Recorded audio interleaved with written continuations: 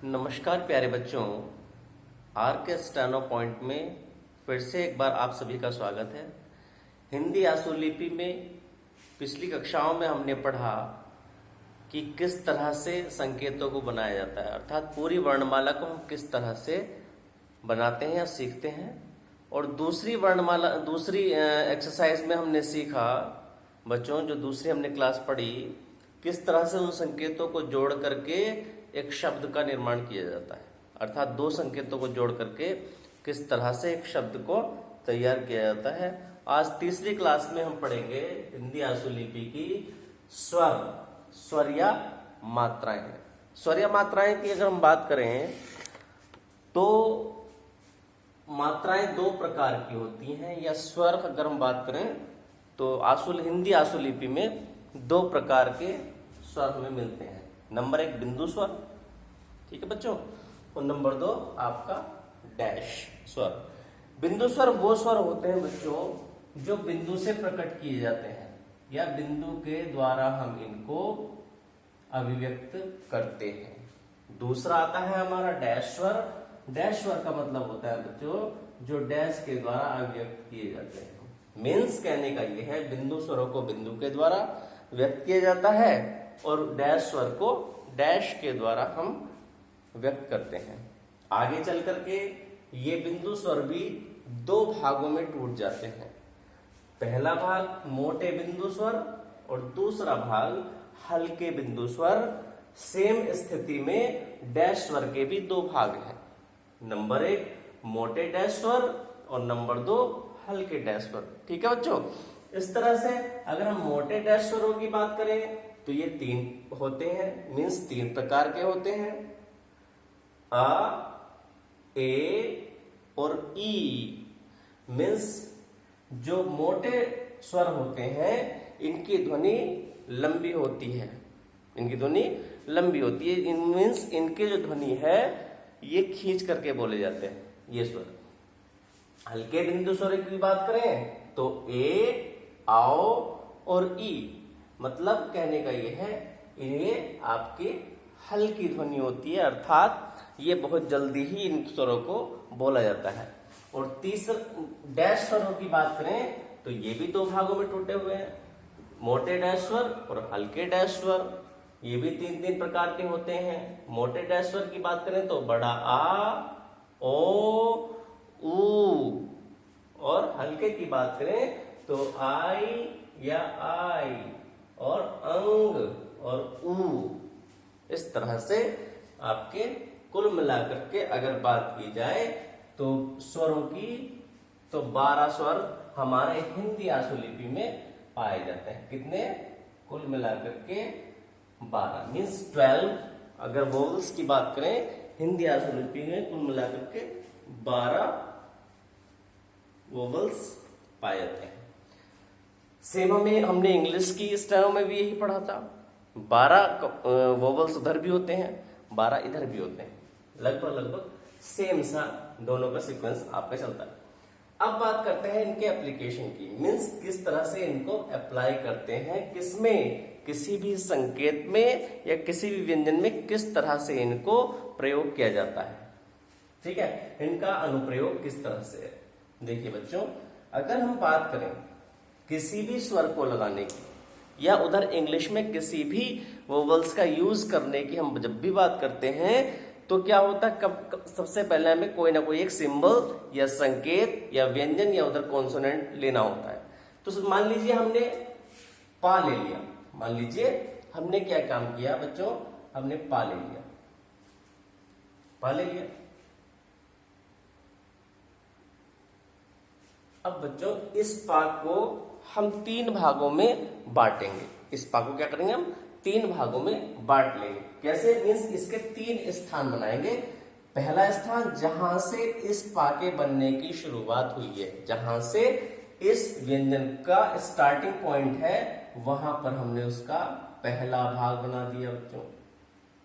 Means उसके यहां प्रारंभ में। मध्य में जैसे उसका मध्य आया वहां उसका हमने दूसरा स्थान बना दिया बच्चों। दो स्थान कंप्लीट हो गए। तीसरे स्थान की अगर हम बात करें जहां पर उस व्यंजन का बनना बंद हो जाता है बच्चों, उसका हमने वहां पर तीसरा स्थान बना दिया। तीनों स्थान क्लियर हो गए। पहला स्थान जहां से शुरुआत हुई किसी भी व्यंजन के बनने की, दूसरा स्थान उसके मध्य में। कहने का मतलब यह है किसी भी व्यंजन का प्रथम स्थान उसके प्रारंभिक बिंदु पर होता है जहां से उसके बनने की शुरुआत होती है, दूसरा स्थान उसका मध्य में होता है, और तीसरा स्थान बच्चों जहां अक्षर के बनने का बंद हो जाता है संकेत। कहने का मतलब यह है जहां व्यंजन का अंतिम सिरा होता है वही उसका तृतीय स्थान होता है। 3 स्थानों बढ़ गए। अब हर एक अक्षर के 2 पक्ष होते हैं या 2 साइड हम कह सकते हैं। अगर बाएं हाथ की तरफ हम बात करें अपने बच्चों, बाएं हाथ की तरफ बात करें तो इसको बोलते हैं हम बायां पक्ष। क्या बोलते हैं? बायां पक्ष। और दाएं हाथ की तरफ बात करें तो बच्चों इसको बोलते हैं हम दायां पक्ष। ठीक है, बायां पक्ष और दायां पक्ष। बाएं पक्ष को प्रथम पक्ष भी कहते हैं या पहला पक्ष कह दीजिए, पहला पक्ष, और दाएं पक्ष को बाद का पक्ष भी कहते हैं। प्यारे बच्चों, पहला पक्ष या बाद का पक्ष, बायां पक्ष या दाएं पक्ष के क्या अर्थ है, मीन्स क्या मायने हैं इसके।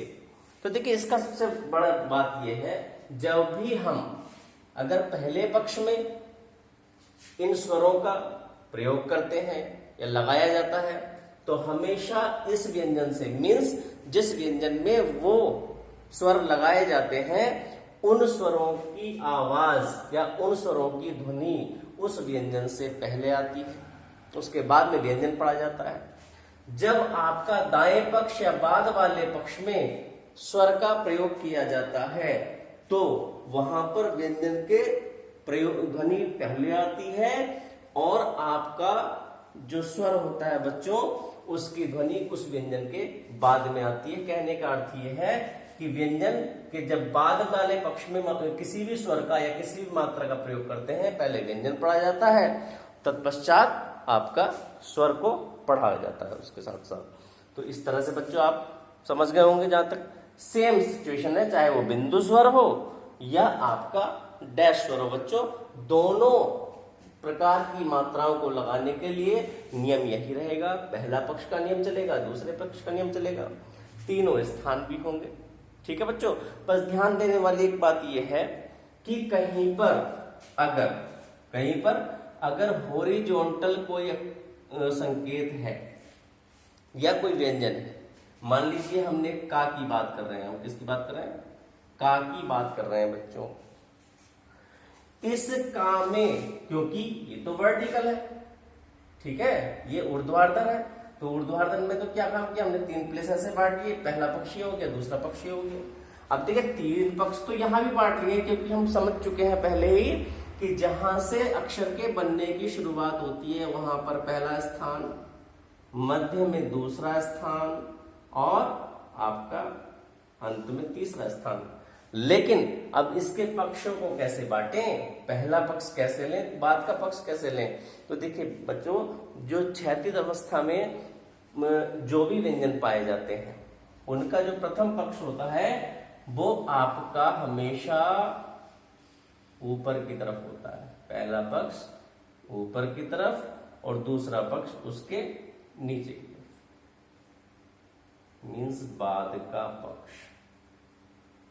ये तो बात अंडरस्टूड है, कौन सी, कि पहले पक्ष में मात्रा लगेगी तो इस अक्षर से पहले उसकी ध्वनि आएगी, दूसरे अक्षर पक्ष में या बाद वाले पक्ष में अगर स्वर का प्रयोग किया जाएगा तो वो इस अक्षर के बाद में पढ़ा जाएगा या इस व्यंजन के बाद में उस की ध्वनि आपका आएगी। ठीक है,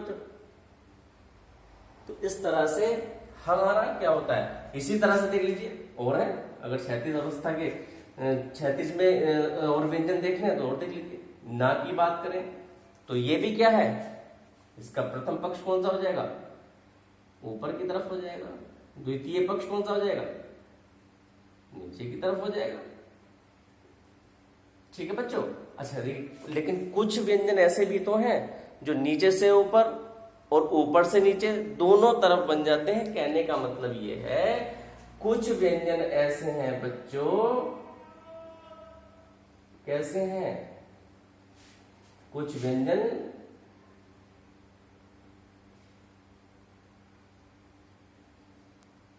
अधोगामी एवं ऊर्ध्वगामी,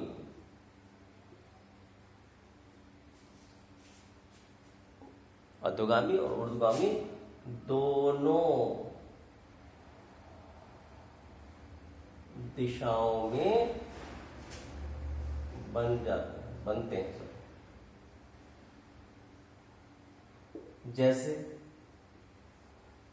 कैसे, जैसे हम बात करें कैसे, हाथी ऊपर से नीचे बन जाता है और नीचे से ऊपर की तरफ भी बन जाता है। तो इसको कैसे करेंगे, तो देखिए मैंने आपको बताया जिधर से बनने की शुरुआत है वहां पर आपका पहला स्थान, जहां से इस शुरुआत होगी, मध्य में दूसरा स्थान, अंत में जहां खत्म हुआ है व्यंजन बनने का अंत का जो स्थान है वो तीसरा स्थान। ऊपर से नीचे बनेगा तो प्रथम स्थान जहां से शुरुआत हुई है, मध्य में दूसरा स्थान और अंत में तीसरा स्थान बच्चों उसका बन जाएगा। कोई दिक्कत, पढ़ने का तरीका वही है, पहला पक्ष है तो पहला पक्ष। हाँ अब बात आती है नीचे से ऊपर अगर बनेगा तो देखिए पक्ष पहला यही होगा, दूसरा ये होगा। चाहे ऊपर से नीचे बने पक्ष हमेशा, अगर वर्टिकल सेंस में किसी भी व्यंजन की हम बात कर रहे हैं तो बच्चों हमेशा जो हमारा लेफ्ट हैंड होगा या हमारा जो बायां पक्ष होगा वही पहला पक्ष कहलाएगा और दायां आपका बाद वाला पक्ष कहलाएगा। पढ़ने का तरीका आप जानते हैं किस तरह से उसको पढ़ा जाएगा। ठीक है बच्चों, अब इनके एग्जांपल्स पर थोड़ी सी बात कर लेते हैं। ठीक है, इसको नोट करके कर लेना, थोड़ा सा ठीक रहेगा नोट। ठीक है, पहले मोटे बिंदु के थोड़े से एग्जाम्पल हम देख लेते हैं बच्चों ताकि समझ में आ जाए। उदाहरण या एग्जाम्पल की बात करें, मोटे बिंदु की अगर बात करें तो देखिए पापे ही लगा देते हैं पहले। अगर बच्चों हम पहले स्थान पर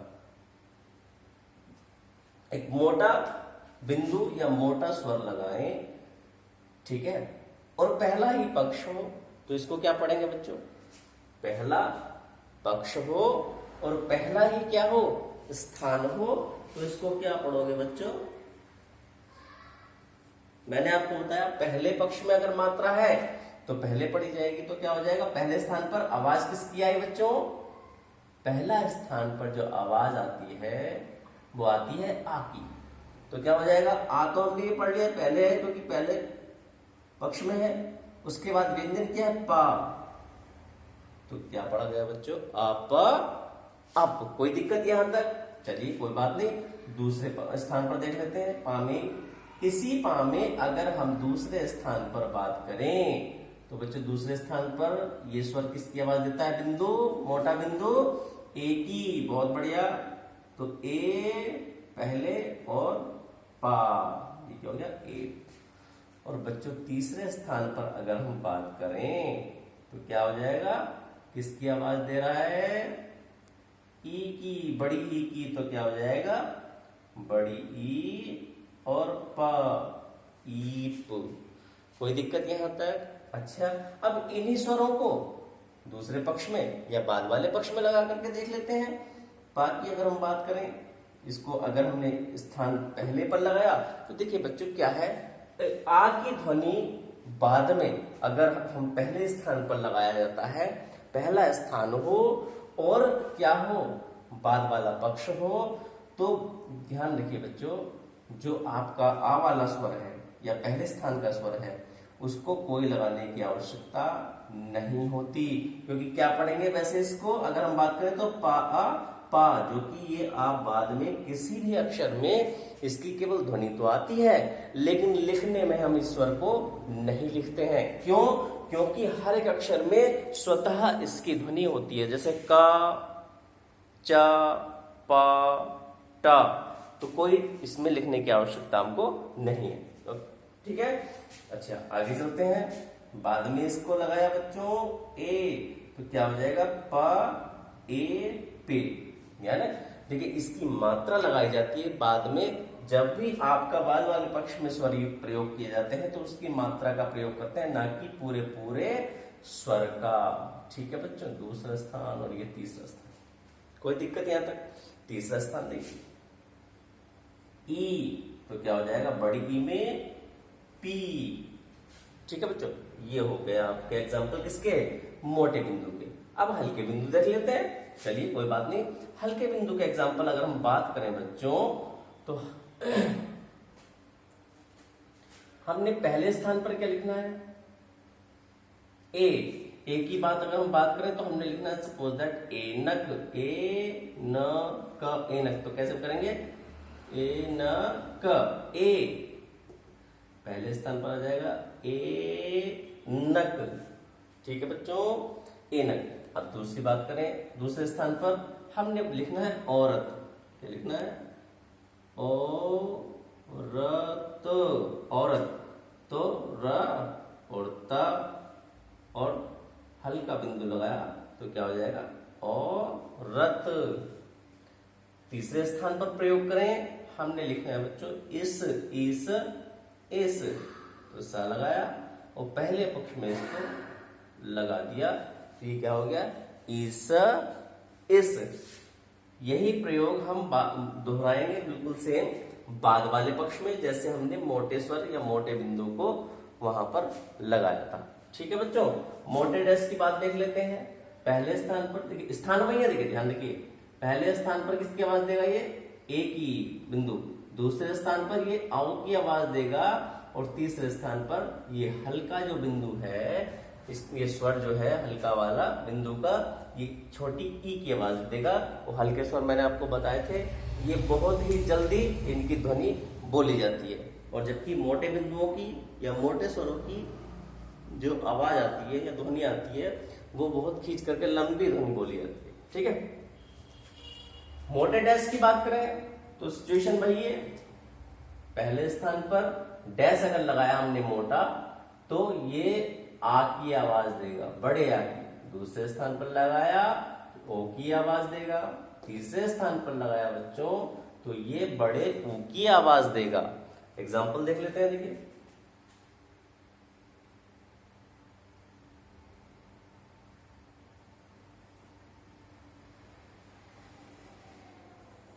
एग्जाम्पल हमने लिखना है, मान लीजिए क्या है? जा। पहले स्थान पर बच्चों हमने डैश लगाया, ये क्या हो गया? इसको बोलेंगे आ, और पहला क्या है? पक्ष है, पहला स्थान है, तो क्या हो जाएगा? आज, आज। ठीक है, दूसरे स्थान पर आ जाइए, जा पे ले लेते हैं, क्या हो जाएगा? ओ ज, ओज। तीसरे स्थान पर देख लेते हैं बच्चों,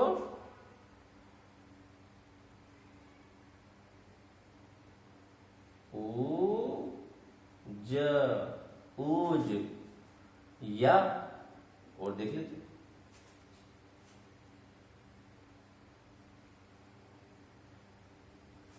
ला। ला पर देखिए, देखिए बच्चों, ये ला भी हो जाएगा और ये लू भी हो जाएगा, बशर्ते हमें ध्यान रखना होगा बच्चों क्या, कि हमने इसकी दिशा किधर से किधर को बनाई है।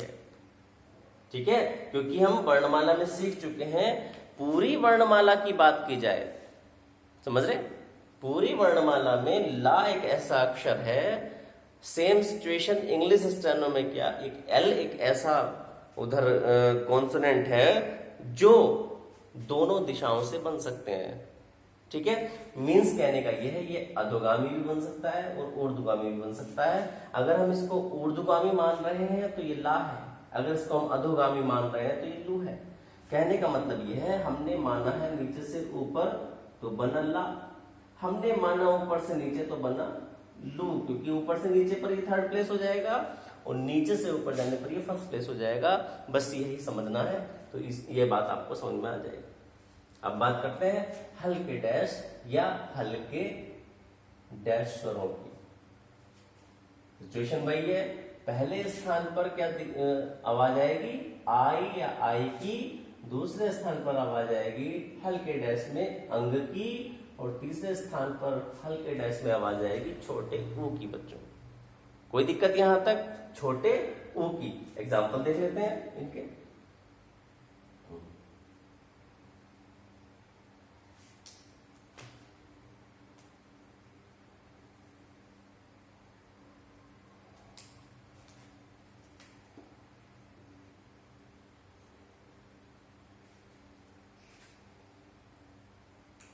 देखिए पहले स्थान पर मान लीजिए हमने लिखना है साइत, साइत। अब देखिए आई की आवाज आ रही है, जब आई की आवाज आ रही है बच्चों तो क्या हो जाएगा, सा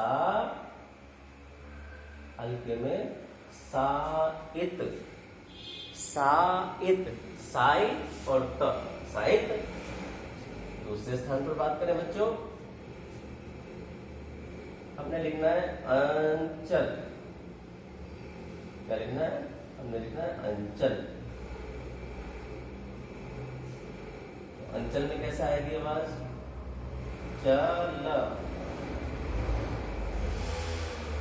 हल्का डैश लगाया, क्या हो गया, अंचल।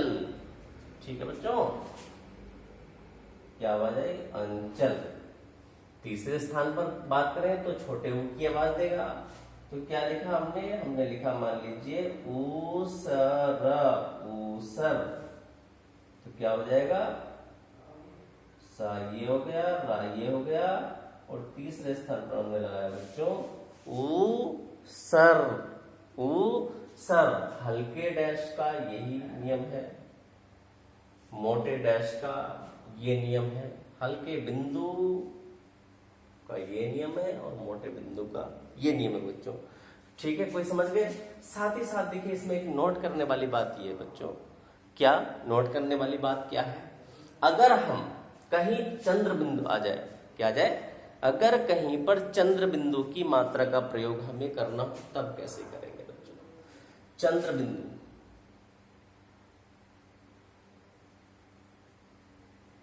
ठीक है बच्चों, अगर चंद्र बिंदु का हम प्रयोग करना चाह रहे हैं तब कैसे करेंगे। तो देखिए प्यारे बच्चों, चंद्र बिंदु का प्रयोग करने के लिए सबसे अच्छा एग्जाम्पल क्या है,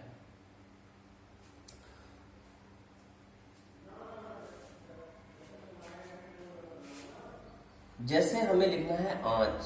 क्या लिखना है, हमें लिखना है आंच। चंद्र बिंदु का प्रयोग करना है, हमें लिखना है आंच।